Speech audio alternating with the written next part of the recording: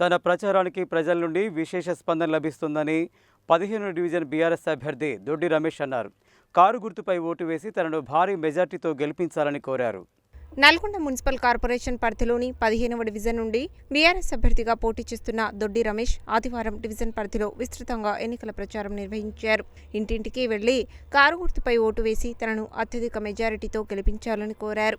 ఈ సందర్భంగా ఆయన మాట్లాడుతూ ఎన్నో ఏళ్లుగా రాజకీయాల్లో ఉన్న తాను ప్రజలందరికీ సుపరిచితుడినని అన్నారు. సప్తగిరి విల్లాస్లో మిగిలిపోయిన పనులను త్వరగా పూర్తి చేయించేందుకు తన వంతుగా కృషి చేస్తానని పేర్కొన్నారు. డివిజన్ పరిధిలో నెలకొన్న అంతర్గత రోడ్లు, తాగునీరు తదితర సమస్యల పరిష్కారానికి ప్రణాళికలు సిద్ధం చేశామని చెప్పారు. గతంలో 2 సార్లు తనకు అవకాశం దక్కకపోయినప్పటికీ నిరాశ చెందకుండా ప్రజల మధ్యనే ఉన్నానని, దీంతో ప్రజలు తనను ఎంతగానో ఆదరిస్తున్నారని అన్నారు. ప్రజలు అన్నీ ఆలోచించి కారు గుర్తుపై ఓటు వేసి తనను అత్యధిక మెజారిటీతో గెలిపించాలని కోరారు. ఈ కార్యక్రమంలో మందడి శంకర్రెడ్డి, మందడి జితేందర్ రెడ్డి, మందడి నర్సిరెడ్డి, మందడి వెంకటరెడ్డి, చింతపల్లి యాదగిరి, పూసల శ్రీను, మాత శ్రీనివాస్, జేరిపోతుల వెంకన్న, నాగయ్య, ఇస్రం రవి, ఇస్రం సైదులు, కడారి నాగరాజు, పిన్నపరెడ్డి వెంకటరెడ్డి తదితరులు పాల్గొన్నారు.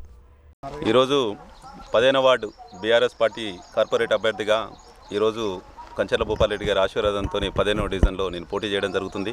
అందులో ప్రచారంలో భాగంగా ఈరోజు సప్తగిరి కాలనీకి రావడం జరిగింది.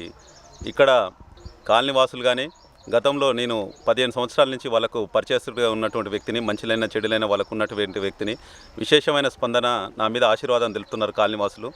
కాలనీలో కూడా గతంలో కూడా కొన్ని పనులు మిగిలిపోయి ఉండే, ఆ పనులను పూర్తి చేసేందుకు మేము కూడా సిద్ధంగా ఉన్నాం. అలాగే ఈ కాలనీ మాకు నా వార్డులో ఉన్న ఏకైక కాలనీ ఇది ఒకటే, 15వ డివిజన్లో ఉన్నటువంటి ఏకైక కాలనీ ఇది ఒకటే కాబట్టి సప్తగిరి విల్లాస్ కాబట్టి ఖచ్చితంగా రేపు ఇంటర్నల్ రోడ్స్ కానీ ఇక్కడ ఉన్న వాటర్ ప్రాబ్లం కానీ తీర్చేందుకు ముందుగా ప్రణాళికను కూడా సిద్ధం చేసుకున్నాం. అలాగే ఈరోజు ప్రజలందరూ కూడా నన్ను ఆశీర్వదించి గెలిపేయడానికి కంకణబద్ధులై ఉన్నారు. ఎందుకంటే గతంలో నేను 2 సార్లు అవకాశాలు చేజారిపోయినా కానీ ప్రజలలో ఉన్నటువంటి వ్యక్తిని, మంచికైనా చెడుకైనా ఉన్నటువంటి వ్యక్తిని కాబట్టి ఎక్కడ పోయినా కానీ ఆశీర్వాదం పెద్ద ఎత్తున తెలుపుతున్నారు.